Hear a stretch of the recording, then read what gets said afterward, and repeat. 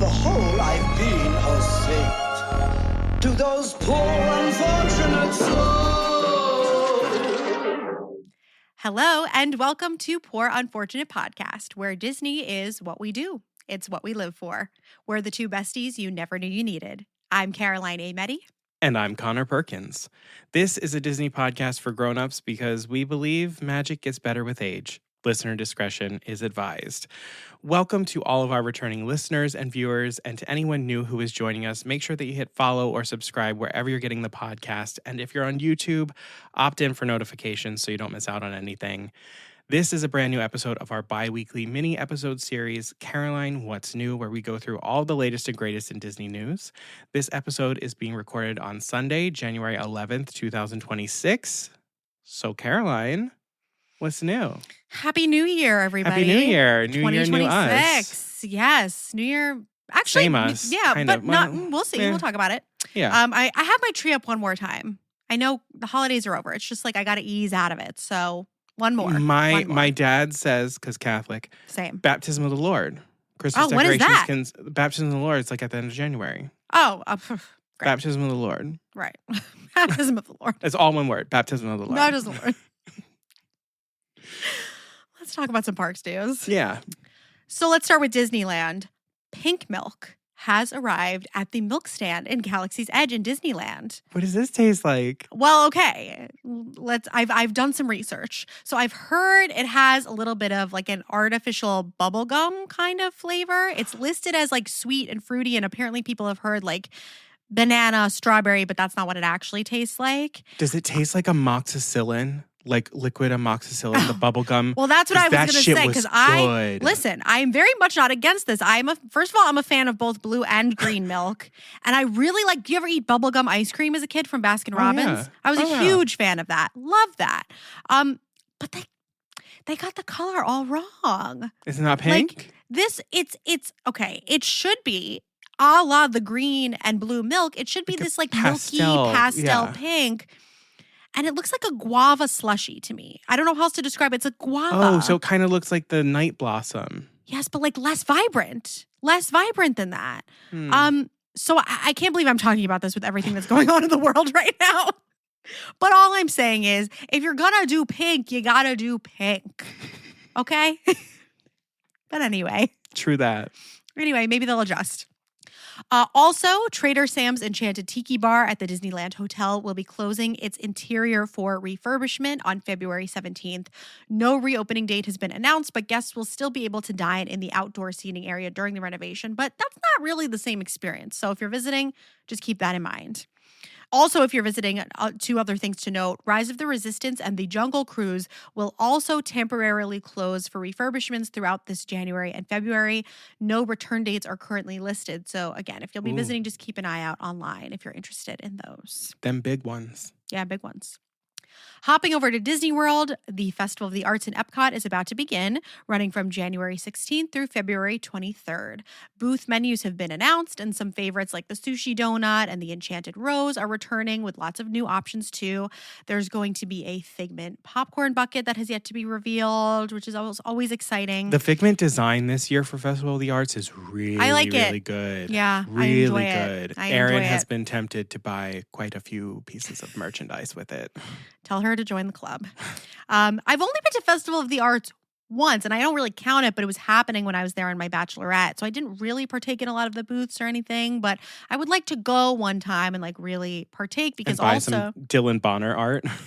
the Dylan Bonner art this year is so good. If I could line this wall with that, I would in a heartbeat. Yeah. Oh, it's beautiful. Shout You out should totally Dylan look it up. Bonner. Yes. If you don't follow him on social media, you should. His art is stunning. He always has like a booth at the festival, and this year his art is like Disney princess epilogues. It's like these beautiful versions of like what are they doing after their movies.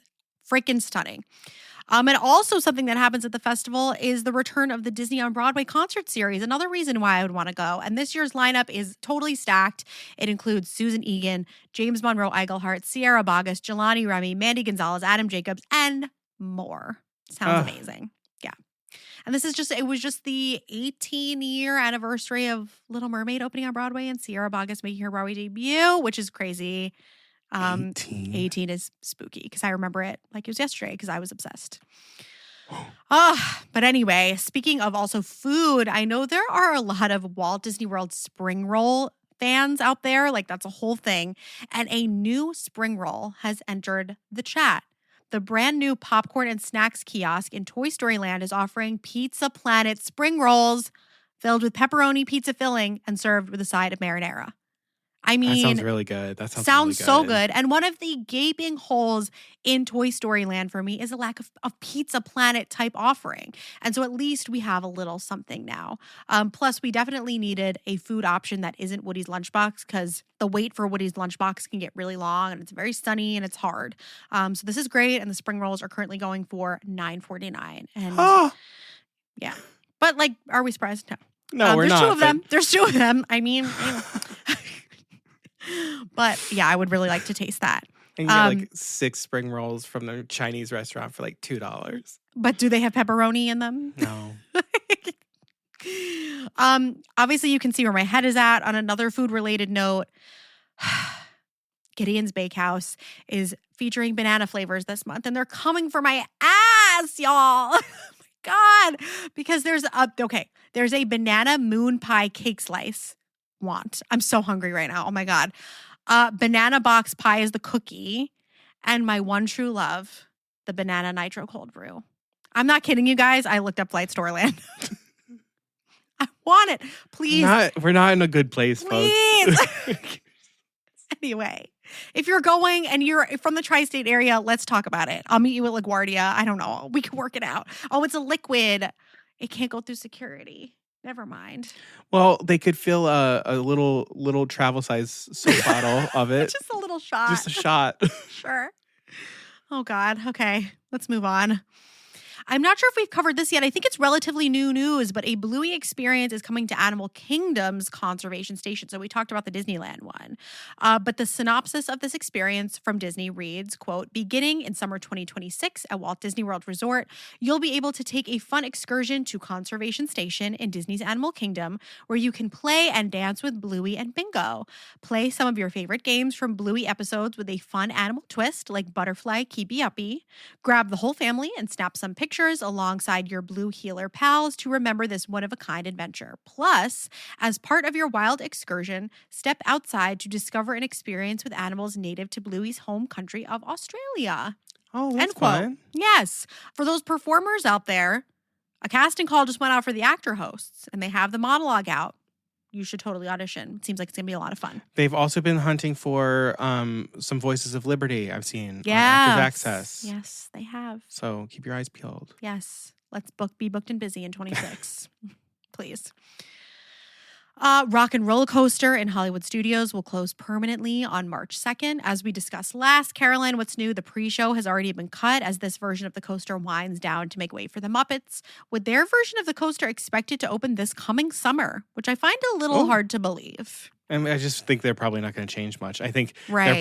they probably closed down the pre-show early so that they could That's gonna be the start main- work on that. That's probably where What a most of the change is going to be. bummer. That's annoying. Okay, I think you're right. And while we're in Hollywood Studios, let's talk about the Indiana Jones Stunt Spectacular. Oh, no. In a recent performance, the giant boulder flew off its track and started bouncing toward the audience. It was stopped by a very selfless cast member who really took a hit. I think he's still recovering, so I hope he's okay. So he took the hit to stop it in its tracks, and that sequence has been removed from the show. And folks are talking about they shouldn't have removed it. Think about the number of performances where this hasn't happened in the show's 30-plus year history. But listen, first of all, guys, guest safety has to come first, and Disney is not going to risk that. And of course, they're going to cut the sequence while they figure out how to prevent this in the future. That should have probably already happened, but I digress. But this brought back a memory of what I think might be the only time I've seen the show, when the actor playing Indy was smacked by the luckily foam propeller of the plane, and the performance ended early. He was not okay for a minute. And Conor and I know as much as anyone that anything can happen in a live performance. I mean, and we've both stage managed, and it's terrible, but it happens. But I'm sensing that this show needs some reassessing at the very least. You did just say the 30-plus year run. Right. That's kind of insane for a show like Yes, Disney. which brings me to my next thought. I think it's had its time. I don't want the space replaced by an attraction. I think it should remain live entertainment 1,000%. But having Indiana Jones now spread across 2 parks when the popularity of the franchise doesn't warrant it, doesn't feel like it tells a cohesive story to me. And Disney has removed attractions way more beloved than this one. And it kind of feels lazy that it's still there, especially after all of the shifts in theming and story that Hollywood Studios has undergone specifically. The idea of stunts, I could see it staying there, but also feels like it remains in the MGM Studios version of this park. Mhm. But I think it's time. And I understand we need something that's a show that we can load a ton of guests into. Keep it that. But I just don't think it needs to be Indiana Jones anymore. I think it's time. Yeah. It's time. Because that's going to be right by Monstropolis now. Yeah. So I'm wondering if maybe It's there's something you just- can do with that. And the whole things being a little bit random when it was MGM made sense because it's like we're on a lot kind of, so it could be Yeah. random. And we're not doing that anymore. The so- randomness doesn't really work. Yeah. So those are just my 2 cents. I think all of those performers, I want them to see them employed. So let's do a different stunt show. I don't know. Yeah. But not Indiana Jones. It's time. Anyway. Also, we want to say congratulations to all Run Disney participants who raced this weekend, including poor unfortunate fan member Alexandra. Kudos to you, Queen. I could never do it. I really don't think I could ever do it. If we get more listeners, okay, if we reach a certain milestone, Connor and I will do Run Disney. It'll have to be a really big number, though. Okay. Yeah. All right. And I wanted to end on this. It's just a nice piece of news. The iconic Disney host Stacy, the star of Must Do Disney that played on Walt Disney World Resort TVs from the 2000s into 2015 or so, appears in a recently launched 15-second Walt Disney World ad. Her Must Do Disney feature was ended around 2015, coincidentally, around the time I feel like my innocence died as well. And though this might not mean she's back, it is really nice to see Disney do things, because in the spot she says must-dos that feel targeted at a niche group of Disney fans. Yeah. That's nice. I felt a little appreciated by that. And I don't in a lot of ways when it comes to the parks. So that was nice. Just a nice thing to end on. We love you, Stacy. Oh, well, we like nice things. We do. I'm going to take us the opposite direction and talk about something that is not nice as we dive into Disney Plus. So I don't want to give this much attention right now because it literally makes me so mad. But we got the update on the mysterious Disney and AI deal, and it's exactly as I expected, and it sucks. So Disney is partnering with OpenAI, the company that they were actively suing back in the summer for copyright infringement, and their short-form generative AI video platform, Sora. Not the Sora that I observed. I was going to say, what a tragic, I only observed Kingdom Hearts Sora. Tragic. So Disney will be the first major content licensing partner on Sora, and here are some of the highlights from the agreement. As part of this 3-year licensing agreement, Sora will be able to generate short, user-prompted social videos that can be viewed and shared by fans, drawing on more than 200 Disney, Marvel, Pixar, and Star Wars characters. The agreement will make a selection of these fan-inspired Sora short-form videos available to stream on Disney+.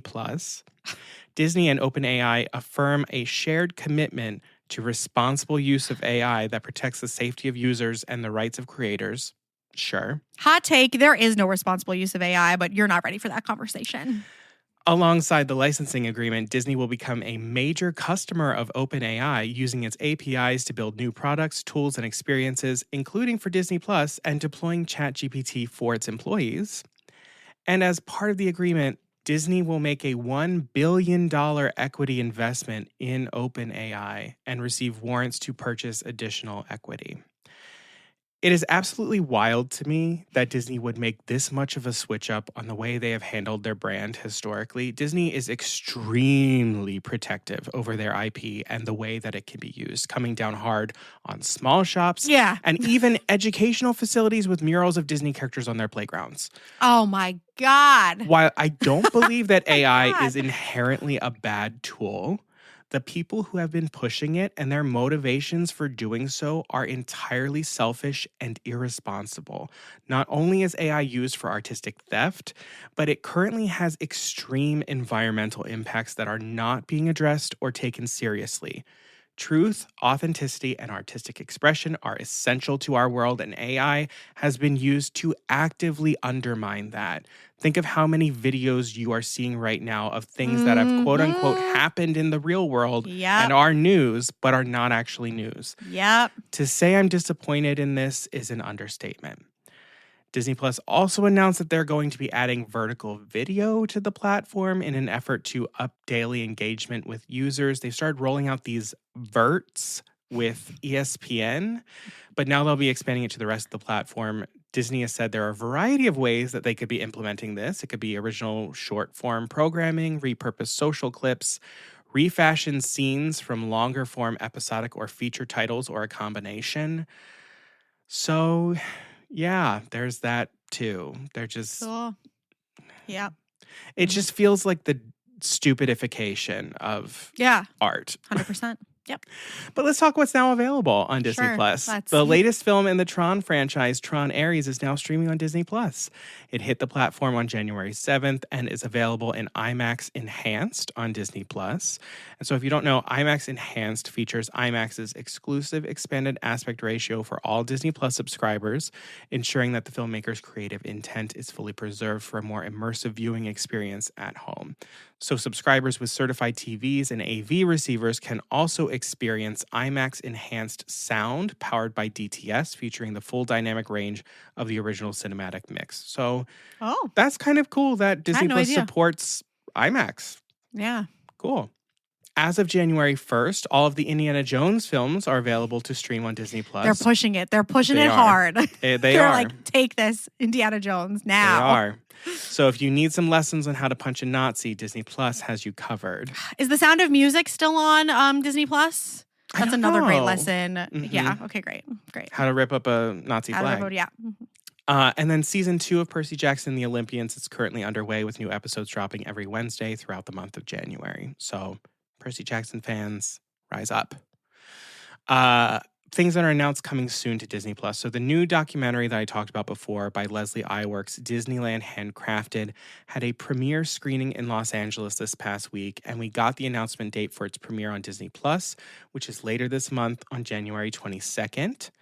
Built from rare archival footage and original audio recordings, Disneyland Handcrafted reveals the extraordinary artistry and grit it took hundreds of craftspeople to bring Walt Disney's impossible dream project of Disneyland to fruition, from groundbreaking to opening day on July 17th, 1955. So this is the one where she had basically gone into archives and found stuff that had never been used, never been seen before, and that's going to be part of this documentary. I'm so excited to watch that. Yeah.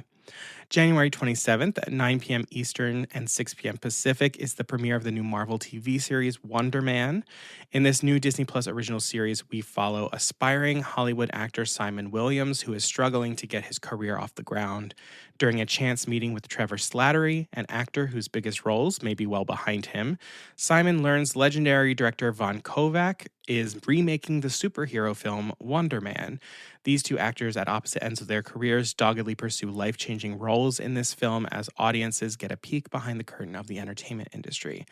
It looks really cool from the teasers and the trailers that we've gotten so far. Yeah. So it's kind of like Marvel. It's unique. It's a Marvel TV show about superhero movies. Yeah, fun. And for the news I am most excited about, The Muppet Show is returning on February 4th for a special event on ABC and Disney+.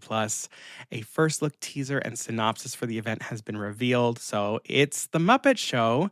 Kermit, Miss Piggy, and the beloved Muppet Gang are back with a brand new special event. Music, comedy, and a whole lot of chaos are bound to ensue when the Muppets once again take the stage of the original Muppet Theater with their very special guest, Sabrina Carpenter. Which is very correct.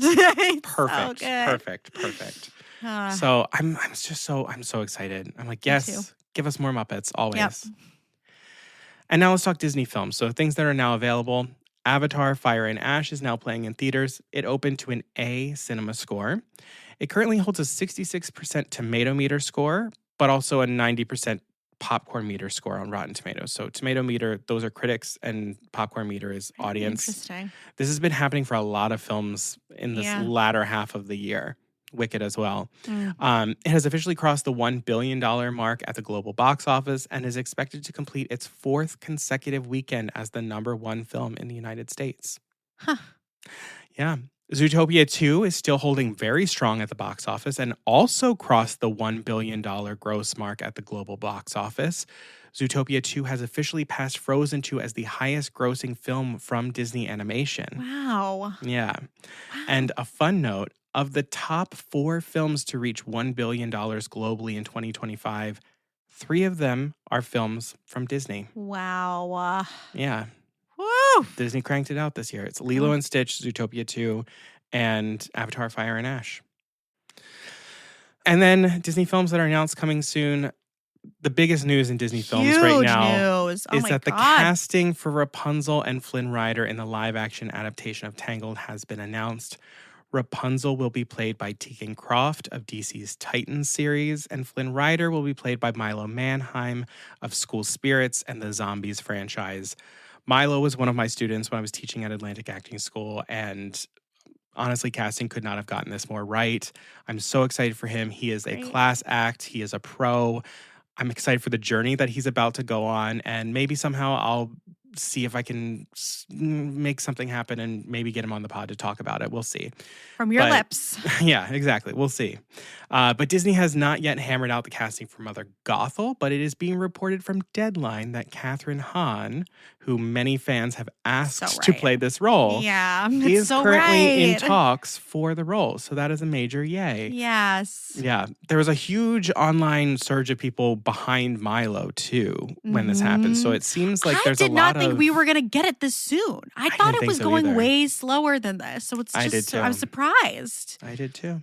Also, I'm so for Kathryn Hahn as Mother Gothel, but I want to say too, somebody like tagged Susan Egan in something because she had done this amazing cover of Mother Knows Best, and she was like, "Oh, that'll never happen."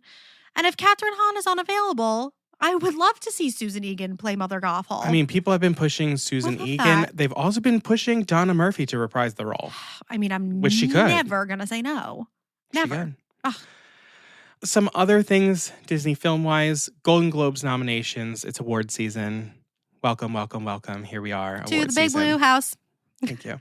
Golden Globe nominations happened. The Golden Globe ceremony is actually tonight, and Disney has received 27 nominations across film and television studios, streaming services, and broadcast.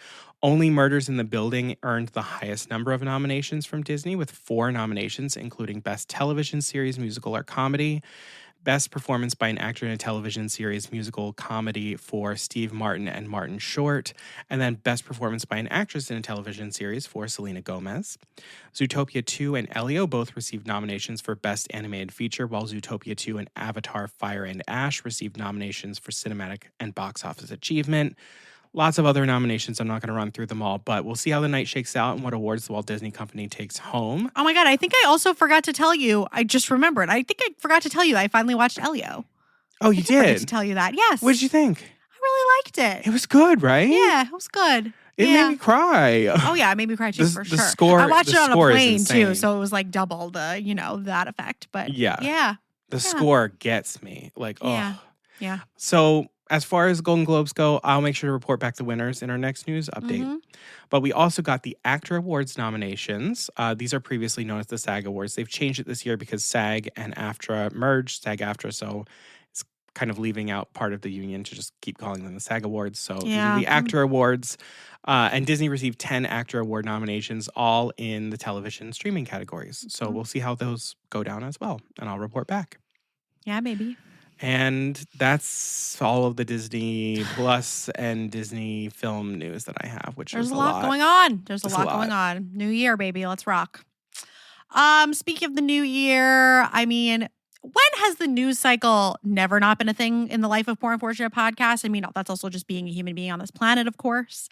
But we just want to take this moment to say, fuck ICE. Fuck ICE. Fuck ICE. Disney as a corporation, of course, has so many problems, as we've talked about in this episode alone. But one thing that Disney films have taught us is to stand up for each other.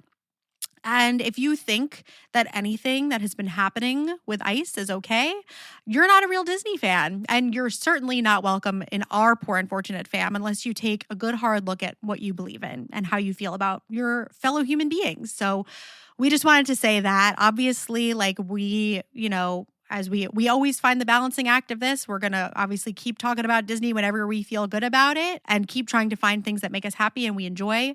But we're, obviously always going to talk about what's happening in the real world, and you cannot ignore this. Yeah. So just wanted to take a moment to talk about that. And then to wrap it up, what we wanted to say is some Poor Unfortunate podcast news. As we approach our 100th episode and the end of season 4 at last, we have been obviously looking to and talking about the future of Poor Unfortunate podcast. I feel like if I was listening, I'd be like, oh my God, it's over. It's not over. It's not over. So part of what we're doing is we are finally launching our own Patreon account, the Poor Unfortunate Patreon. And so this will be a way for us to kind of reorganize the podcast to help keep it going strong while giving you, our listeners, more of what you love. So when you subscribe to the podcast on Patreon, you can choose between 2 different tiers, each with a variety of different perks, and they are both under $10 a month. So we just wanted to say that we're trying to keep this as affordable as possible while after fees, obviously still getting what we need to keep the podcast going. So some of those perks will include ad-free episodes, exclusive Disney debrief bonus episodes. So those will only be for people on the Patreon, and access to Caroline What's New. So that's right. This will be the last non-subscriber episode of Caroline What's New. So if you want to keep Poor Unfortunate podcast weekly, which is why we kind of started doing this in the first place, head to our Patreon now, pick your plan, and subscribe. It's active now, and you can follow the link in the episode description or go to patreon.com. Patreon is patreon.com/Poor Unfortunate Podcast. So thank you in advance for considering that and for being with us. And we are so grateful that you are going to continue on the journey with us however you choose to, just because, we've been doing this for a while now. Yeah, and it takes a little bit, as we minute. always say, it takes a little bit to keep it going. And it's become a little bit of more of a challenge as of late. So obviously we want to give you a lot of great perks in exchange for helping us to keep the podcast coming to you. And we're really excited about that. So thank you. Yeah, thank you so much for considering that. And Yeah. our next episode is going to be our 100th episode. It's happening. It's happening, finally. And then we will be moving on to season 5. So lots of great, exciting things in season 5. Yeah, baby. Okay, I think that's going to do it for us for this episode. Thanks so much for listening. Make sure you hit follow or subscribe wherever you're listening or watching. Follow us on social media. We are at Poor Unfortunate Podcast everywhere. And we will be back very soon with the final episode of season 4, our 100th episode. Woohoo! So until then, Beluga Sabruga.